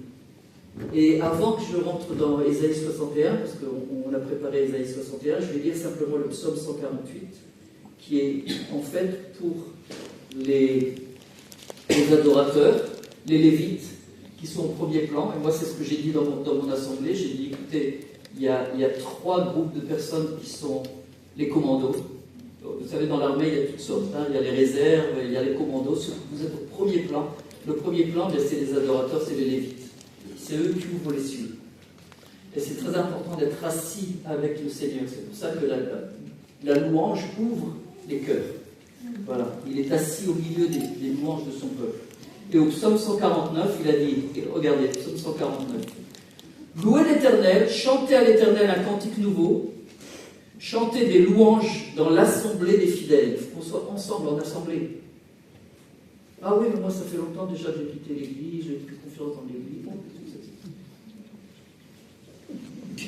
qu'est-ce que le Seigneur dit? Il faut qu'on cherche des personnes. Ça n'a pas besoin d'être une grande assemblée. Le Seigneur ne regarde pas au nombre. Souvent, des gens viennent et me disent, combien vous avez de membres dans votre assemblée? Je dis, nous, on ne fait pas les nombres, on ne fait pas les chiffres, on fait les noms. Tant que je connais le nom de toutes les personnes qui viennent, ça va, je suis encore saint d'esprit. On ne fait pas le chiffre, on fait les noms. Le Seigneur a écrit nos noms dans le livre de la vie. C'est ça qui est le plus important. Mais je vous encourage, restez dans une assemblée locale. Une vraie assemblée, où il y a l'autorité, où il y a les ministères. Ce n'est pas seulement une chambre de prière. Des chambres de prière, c'est très bien. Mais ce n'est pas une assemblée. Regardez bien dans la parole de Dieu. Paul envoyait Timothée et Titus pour trouver des anciens dans chaque ville et prier pour eux. Des assemblées locales, dans chaque village, dans chaque quartier, dans chaque ville, qui représentent le royaume de Dieu. Je vous encourage, mes frères et mes sœurs, à revenir, en fait, à ce que la parole de Dieu vous annonce. Qu'Israël se réjouisse, je lis le verset 2. En celui qui l'a créé, que les fils de Sion soient dans l'allégresse. Les filles de Sion, c'est qui Sion? Que les fils de Sion soient dans l'allégresse à cause de leur roi. Qu'ils louent son nom avec des danses, qu'ils le célèbrent avec le tambourin et la harpe. Est-ce qu'il y a le tambourin ici? Est-ce qu'il y a la harpe? Oui? Bon. Car l'Éternel prend plaisir à son peuple. L'Éternel prend plaisir à toi. Est-ce qu'on peut dire à son voisin, l'Éternel prend plaisir à toi? L'Éternel prend plaisir à toi. Oui. Et il glorifie les malheureux. Il glorifie les malheureux en les sauvant. Que les fidèles triomphent dans la gloire. Alléluia. C'est pas tellement évident quand on est en guerre. Je veux dire, c'est pas facile, c'est pas naturel, c'est surnaturel. C'est surnaturel de déclarer ça. Que les fidèles triomphent dans la gloire. Oui, mais il y a la guerre. Mon fils est au front. Mes gendres sont au front maintenant en ce moment. Qu'ils poussent des cris de joie sur leur couche. Et regardez le verset 6. Que les louanges de Dieu soient dans leur bouche. Les louanges de Dieu dans leur bouche. Et le glaive à 2 tranchants dans leurs mains. C'est quoi le glaive à 2 tranchants? La parole de Dieu avec la louange, ensemble, en esprit et en vérité. En esprit et en vérité. Pour exercer la vengeance sur les nations. On proclame une vengeance sur les nations. Qu'est-ce que ça veut dire? Ça veut dire quand Dieu permet des choses de se passer pour nous punir. Et je suis vraiment honnête avec vous en vous disant que le 7 octobre, c'était le châtiment de Dieu pour nos péchés, Israël. Ça m'a pris très longtemps de comprendre ça. Mais grâce au livre de Habakkuk, et j'espère qu'on va pouvoir aborder le livre de Habakkuk peut-être demain, le Seigneur m'a montré. Il permet aux ennemis d'Israël de l'attaquer, de l'humilier afin qu'il puisse revenir à lui. Mais une fois qu'il nous a humiliés, eh bien, il y a un jour de vengeance sur les ennemis d'Israël. Les Babyloniens aussi ont été humiliés après l'exil d'Israël. Et ici, il est dit, pour exercer la vengeance sur les nations, pour châtier les peuples, pour lier leurs rois avec des chaînes et leurs grands avec des entraves de fer. Alors, je ne sais pas ce qui va se passer aux Nations Unies dans quelques jours, mais moi, j'espère que les rois avec des chaînes de fer et les grands, pour exécuter contre eux le jugement qu'il a écrit. Pourquoi les nations font des tumultes contre l'Éternel et contre son roi? En vain. C'est le psaume 2. C'est une gloire pour tous ces fidèles, louer l'Éternel. Alors, dans la louange, dans la prière, dans la déclaration de la parole de Dieu, on peut lancer nos missiles spirituels et prier et changer les situations. Et je vais simplement vous donner un exemple de ce qui s'est passé quand le 7 octobre est arrivé. Je ne me trouvais pas du tout chez moi, à la maison. On avait commencé à organiser une conférence à Jérusalem pour les îles Pacifiques. C'est tous les 3 ans. On a Welcome the King of Glory, bienvenue au roi de gloire. Et on a les îles Pacifiques qui viennent. Et donc, il y en avait qui étaient déjà arrivés. Ça devait commencer le 10 octobre, mais déjà le 7 octobre, il y avait 300 personnes qui étaient déjà là en Israël. Qu'est-ce qu'on fait avec eux? Alors, moi j'étais avec un groupe de personnes de la Nouvelle-Calédonie, il y avait des îles Pacifiques, il y avait tout, il y avait Vanuatu, il y avait Fidji, tout ça. Et ils étaient tous dispatchés, et tout d'un coup, le 7 octobre, c'était le Shabbat, c'était le jour de fête, le dernier jour de la fête des tabernacles. Et il y a eu ces 4000 soldats terroristes qui sont rentrés dans nos villages. Et qu'est-ce qu'on fait? Alors bien sûr, avec les frères, on a commencé à se mettre à genoux dans l'hôtel, on a commencé à prier, à intercéder. Tout d'un coup, je reçois un téléphone de croyants, de frères en Galilée. Je me dis, écoute, on a décidé maintenant, le grand danger, c'est que maintenant que le Hamas il est venu et nous attaquer, le grand danger, c'est que le Hezbollah qui se trouve au Liban va nous attaquer en même temps. Et donc là, si eux, ils nous attaquent en même temps, ça va être vraiment ça va être très très difficile. Alors, la prière, c'était qu'on puisse prier qu'il y ait une muraille qui puisse se lever pour empêcher le Hezbollah de nous attaquer. Et on s'est retrouvés un jour après sur un bateau, sur un grand bateau, avec des intercesseurs d'Israël, des nations, il y avait le Pacifique, les îles Pacifiques, on était tous comme ça, en levant nos mains, devant le Liban, parce que du lac de Galilée, on a les collines du Liban déjà qui commencent, en levant des mains, on dit « Seigneur, arrête maintenant le danger qui vient du nord ». Et on a intercédé, on a commencé à prier. Le Hezbollah a commencé à envoyer les missiles seulement après quelques semaines. Il a été arrêté ce jour-là. Il a été, non pas seulement par nos prières, je ne veux pas être à ce point-là vous dire, mais il y avait bien sûr des prières du monde entier, mais le Seigneur a parlé et il nous a montré quoi faire. Et en temps de guerre, il faut être actif. Il faut envoyer nos missiles spirituels. Il faut prier, adorer, louer l'Éternel. Et ensuite, le Seigneur nous a montré, eh bien, l'instrument de louange apporte en fait la présence de Dieu. Il apporte le réconfort à ceux qui ont le cœur brisé, ceux qui ont le cœur blessé. Et donc, on s'est retrouvés à aller avec des groupes de louanges de différentes assemblées. On était tous dans l'unité. Et je vais vous montrer une petite vidéo où on chante ce chant de Ésaïe 61. L'Esprit de l'Éternel est sur moi, il m'a oint pour annoncer la bonne nouvelle, pour guérir ceux qui ont le cœur blessé, pour délivrer. Et on chante tous ensemble dans une ville qui s'appelle Sderot. C'est juste à 1 km de Gaza. Juste à 1 km de Gaza. Et on se retrouve tous ensemble. Il y avait un poste de police. Et le 7 octobre, les terroristes sont entrés dans cette ville et il y a eu des combats. Beaucoup de policiers ont été tués. Le bâtiment a été complètement détruit. Et il a été rasé. Et dans ce film, vous allez voir, on se trouve devant devant le poste de police qui a complètement été rasé. On est sur les fondations, là. Et on chante et on prie. Et on demande que le Seigneur puisse toucher le cœur des gens. On a fait ça à Sderot, on a fait ça à Re'im. Re'im, c'est l'endroit où il y avait le festival de Nova, où des centaines de jeunes personnes ont été tuées, massacrées. Là, c'est devenu maintenant, on appelle un deuxième Auschwitz, hein, avec des photos, etc. Et donc, on va dans les endroits comme ça, où il y a eu des meurtres, où il y a eu des victimes, où il y avait des dépressions. Il y a une route qui s'appelle 232, c'est la route du sang. C'est la route du sang où beaucoup de gens ont été massacrés entre Sderot et Re'im. Et on vient avec des groupes de louanges, on annonce la parole de Dieu, on proclame la parole de Dieu et on prend la Sainte Seine. On prend la Sainte Seine dans ces endroits-là. Et on encourage les croyants qui sont là. Il y a des croyants qui sont dans les kibbutz, dans les villes à côté.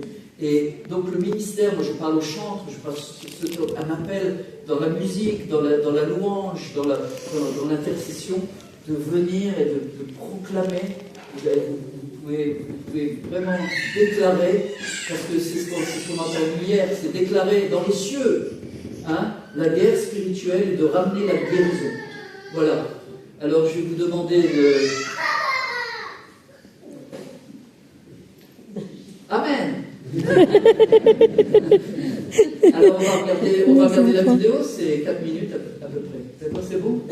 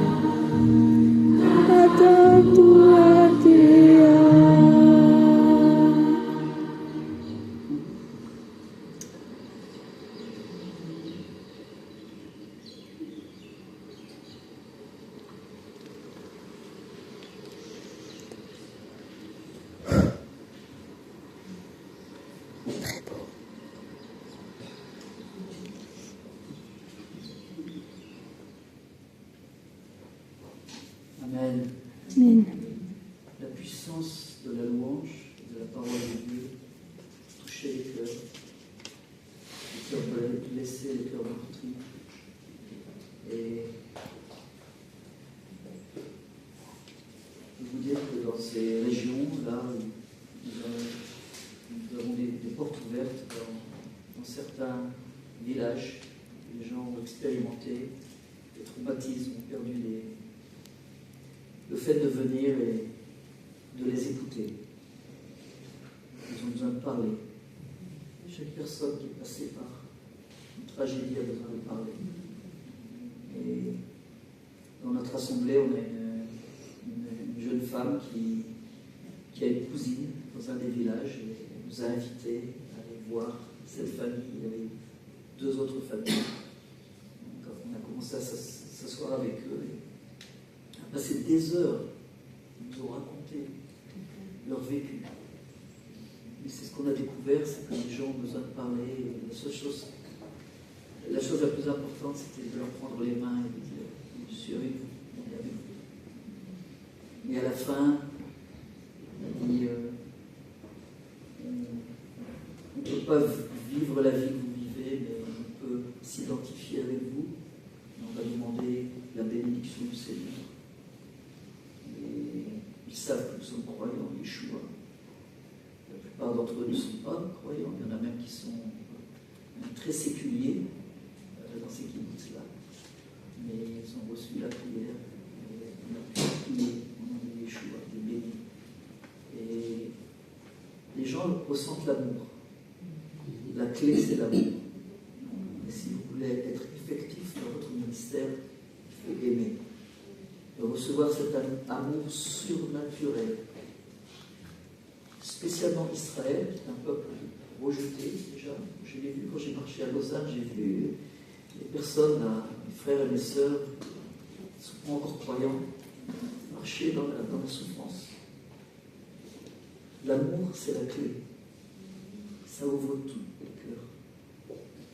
Combien de temps il me reste? Oui, j'ai fini. Voilà, vous avez la montre, moi j'ai pas. 15 minutes. Alors je vais vous raconter une porte ouverte que le Seigneur a fait, parce que je crois que ça va vous intéresser aussi. Parce que ce que Dieu fait, ce n'est pas seulement pour Israël. Ce que Dieu fait en Israël, ce n'est pas seulement pour Israël, mais c'est pour les nations. C'est ça qui est important de comprendre.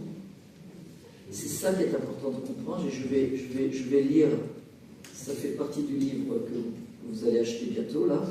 C'est le chapitre 1. Chapitre 1. Jérémie 31. Le plan de Dieu pour Israël et l'Église. Poussez des cris de joie sur Jacob. C'est qui Jacob? C'est Israël. Jacob, c'est le petit-fils d'Abraham. Éclatez d'allégresse à la tête des nations. Alors, la tête des nations, c'est qui? C'est Israël. Ok. Élevez vos voix, chantez des louanges et dites au Seigneur, délivre ton peuple, le reste d'Israël. Donc, c'est l'intercession. Délivre ton peuple, le reste d'Israël. Et donc, prier ici, se réjouir pour ce que Dieu fait en Israël, parce que ce que Dieu fait en Israël a un impact pour les autres nations autour. Et on a été très bénis ces derniers temps de rentrer en relation avec des personnes druzes. C'est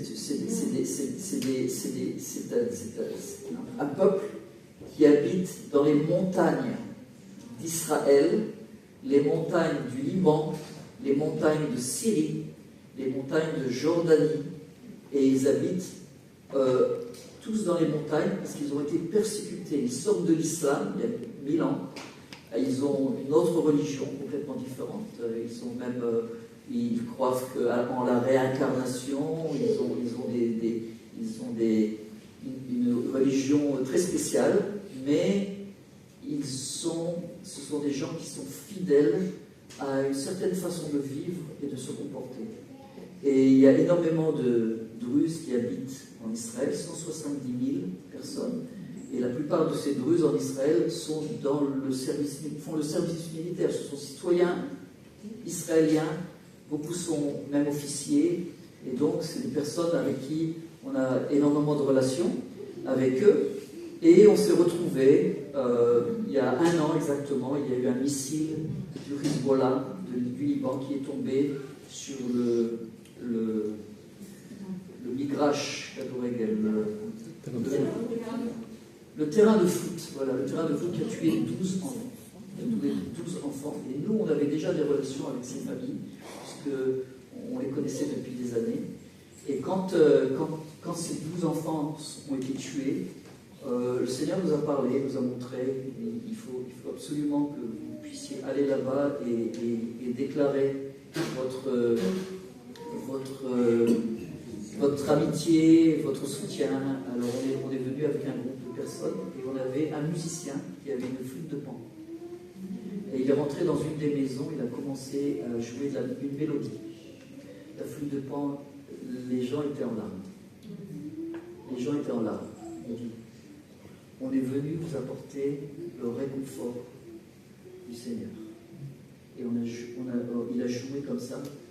Et puis voilà. Et donc on a commencé des relations d'amitié. On a adopté ces 12 familles. Et donc on leur apporte un soutien aussi matériel, mais aussi spirituel, émotionnel. Ils savent qu'on est croyants en Yeshua, ils nous acceptent dans notre foi, nous on les accepte dans leur foi aussi. Hein, on ne va pas commencer à essayer de changer. C'est seulement le Seigneur qui peut changer le cœur. Et on a construit ces relations.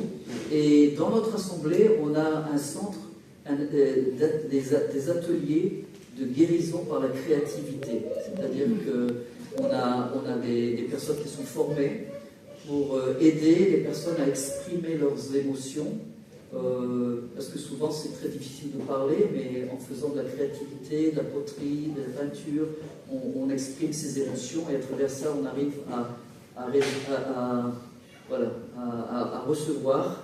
Et donc on a un centre et donc on les a invités aussi à participer à ce centre. Il y a aussi les rescapés de la Shoah qui sont là, il y a encore 150 000 rescapés de la Shoah qui restent encore en Israël. Et donc avec toutes les personnes, et on les a invités aussi à venir chez nous. Et donc on a commencé cette relation avec les 12. Et puis quand est venu maintenant, vous avez sûrement entendu les informations, le nouveau régime syrien, c'est un régime vraiment de ISIS, et qui a encouragé en fait les musulmans de venir attaquer les Druzes et aussi les chrétiens, parce que ce qu'on a découvert, c'est qu'au sud de la Syrie, peut-être on peut montrer une petite carte là pour vous mettre un peu dans le topo, ça va? Quelques minutes, voilà, vous voyez? Alors vous voyez, il y a Damas, regardez le Golan, vous voyez le Golan? Sur le Golan, c'est là où il y a les Druzes, le Golan il y a les Druzes, et vous voyez tout en bas de la Syrie, Jebel Druze, vous voyez Jebel Druze, il y a Soudjaya, voilà, dans ce quartier, c'est juste à la frontière avec la Jordanie. En fait, avant, ça appartenait à Gilad. Hein, ça, c'est Ménassé, c'est la tribu de Ménassé avant. Hein. Et donc, à Soudjaya, il y a des Druzes et des chrétiens ensemble. Et pour nous, on priait parce que nous, on ne peut pas aller au Syrie. Qu'est-ce qu'on fait? Comment est-ce qu'on peut les aider? Et quand on a appris qu'il y avait un génocide, 1000 Druzes ont été tués, et des chrétiens aussi, des églises ont été attaquées, et dans ces églises, il y avait aussi des Druzes et aussi des chrétiens ensemble. Ils habitent ensemble, en fait, ils se protègent, parce qu'ils sont tous les deux considérés comme des infidèles par rapport à l'islam, donc ils se protègent les uns les autres. Et quand les Druzes étaient blessés, eh bien on les amenait dans les églises, et ils étaient protégés. Et nous, notre cœur, c'était, bon, comment est-ce qu'on peut les aider? Comment est-ce qu'on peut les protéger? Comment est-ce qu'on peut... Et quand on était donc sur le Golan, là, à la frontière d'Israël, vous voyez, au coin, juste à la frontière du Liban, entre le Liban et la Syrie, eh bien, le Seigneur nous a fait rencontrer une personne qui peut rentrer en Syrie. C'est un Druze israélien, il peut rentrer, il a les permis et tout ça, et à travers lui, donc, on apporte le soutien aux Druzes et aux chrétiens ensemble. Et donc tous les 2 mois, on leur fait parvenir de l'aide humanitaire, financière. Ils vivent avec $200 par mois. Et leur ministère, c'est une association qui envoie des docteurs, des dentistes, de l'aide humanitaire pratique. Et donc, simplement, vous voyez, moi je suis supposé parler d'Israël, là je vais parler des Druzes, et aussi des minorités qui sont dans le Moyen-Orient. Alors, on va montrer d'autres cartes où je vais lire, ça va être le dernier verset que je vais lire, c'est dans Ésaïe 19. Ésaïe 19, et peut-être que j'aurai l'occasion de couvrir un peu plus, peut-être demain, parce que c'est ce que le Seigneur est en train de faire maintenant. Ésaïe 19. Regardez, ça c'était le royaume d'Assyrie, le royaume d'Égypte. Et maintenant je lis Ésaïe 19 au verset 23. En ce même temps, il y aura une route d'Égypte en Assyrie. Les Assyriens iront en Égypte et les Égyptiens iront en Assyrie. Donc ils passent par Israël. Israël est au milieu.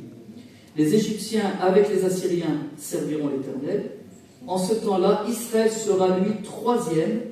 En hébreu, c'est pas seulement 3e, c'est Shishia. Shishia, c'est un triumvirat, c'est-à-dire une alliance de 3 nations ensemble, qui ont fait un covenant, qui ont fait une brite Okay. En ce temps-là, Israël sera lui troisième, uni à l'Égypte et à la Syrie, et ces pays seront l'objet d'une bénédiction.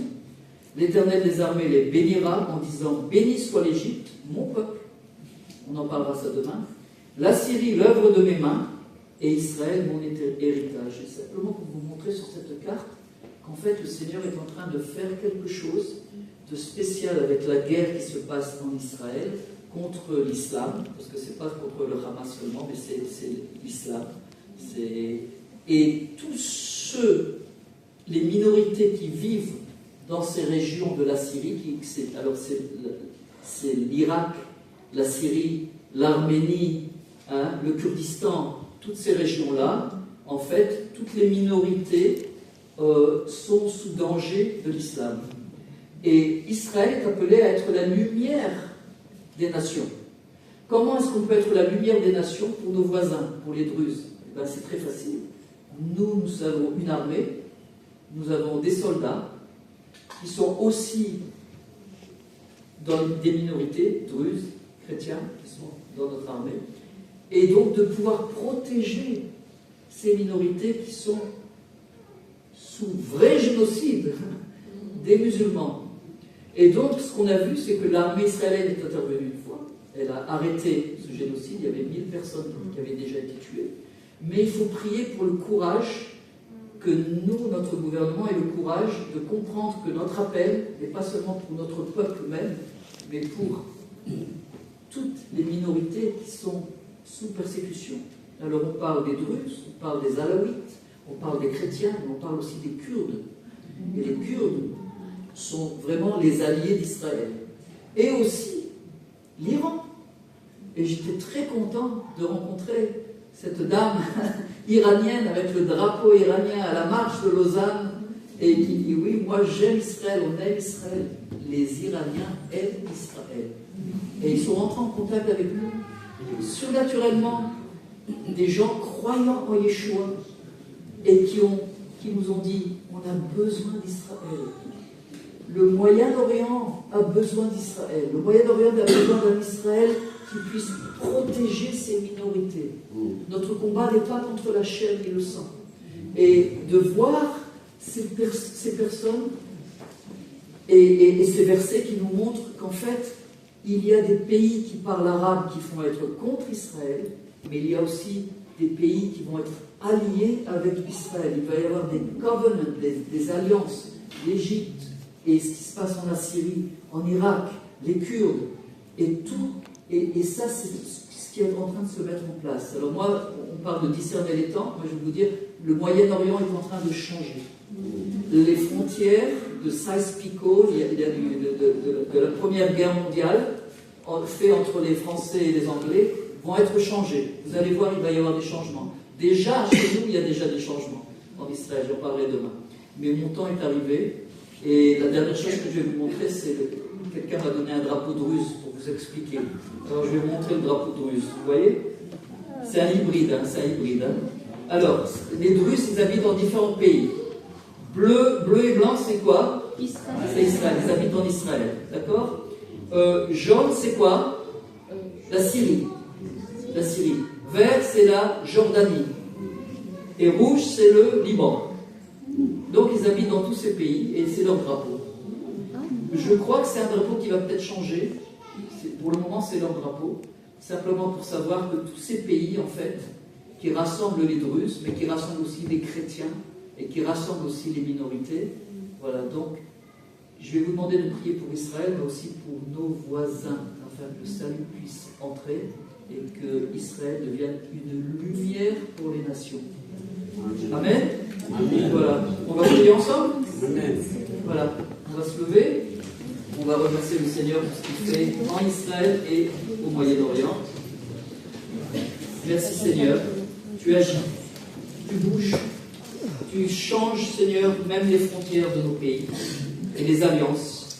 Merci Seigneur parce que tu as un plan pour Seigneur ce nouveau Moyen-Orient qui va venir, qui va apporter ta bénédiction, Seigneur. Tu as dit que l'Égypte et la Syrie et Israël seront une bénédiction au centre de la terre, Seigneur. On te demande d'agir, Seigneur. On te demande de continuer de sauver, de guérir, de blesser, d'amener, Seigneur, ton royaume, Seigneur, dans ces nations. On te demande de protéger ceux qui sont en danger d'extermination, Seigneur, ces minorités. On te demande, Seigneur, au nom de Yeshua, c'est toi qui as créé les nations.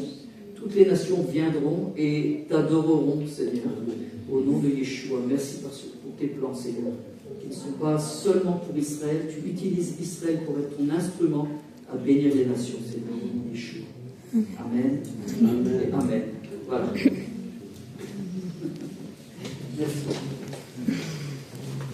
Un grand merci au pasteur Tony Sperandeo pour cet éclairage si inspirant d'entendre un autre son de cloche que ce qu'on a habituellement l'opportunité d'entendre tous les jours. Ésaïe 42, consolez, consolez mon peuple, parlez au cœur de Jérusalem, criez-lui, ton esclavage est terminé, tes fautes sont pardonnées. Le ministère de l'Église envers Israël, c'est le ministère de la consolation. Ce n'est pas d'être des grands spécialistes comme on l'a été pour le Covid et de donner notre avis sur tout et sur rien, mais c'est vraiment de prier et d'entrer dans ce ministère de consolation. Merci Seigneur, parce que tu nous fais grandir dans cela. Merci Tony de nous avoir encouragés et inspirés à entrer davantage dans cette dimension du ministère de consolation à travers de ton partage sur Ésaïe 61. Le programme cet après-midi, on reprend à 15h avec, je l'avais affiché, mais il est parti. Je ne devrais jamais utiliser cet instrument. On se retrouve à 15h. En attendant, je vous souhaite un bon appétit et bonne suite de journée. Digérez bien ce que vous avez entendu et puis digérez bien ce que vous allez manger tout à l'heure. Amen. Voilà, c'est fini pour le matin.